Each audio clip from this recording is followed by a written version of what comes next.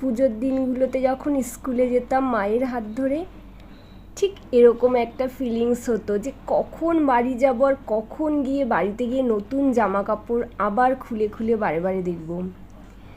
আর আজকে হচ্ছে শুভ তৃতীয়া।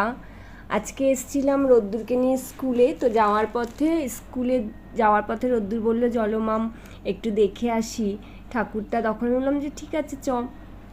আর এই ঠাকুর দেখতে দেখতে না আমার ছোটোবেলার কথা মনে পড়ছিল। কত তাড়াতাড়ি দিনগুলো কেটে যায় তাই না, কত তাড়াতাড়ি যেন সব কিছু পাল্টে যায়। আর রোদ্দুরকে এই ঘোরাঘুরি করতে দেখে আমারও মনে পড়ছিল সেই ছোটোবেলার দিনগুলো। ভীষণ মিস করি ছোটোবেলার দিনগুলো। যাই হোক, আর সেই ছোটোবেলায় ফিরে গেছিলাম।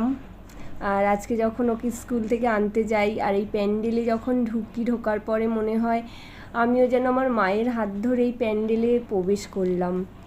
বেশ আলাদাই একটা অনুভূতি, যেটা না বলে বোঝানো যায় না। তোমাদের তৃতীয়া কেমন কাটলো? রোদ্দুরের স্কুল ছুটির পরে আমরা সবাই ক্লাবে চলে আসলাম ঠাকুর দেখতে।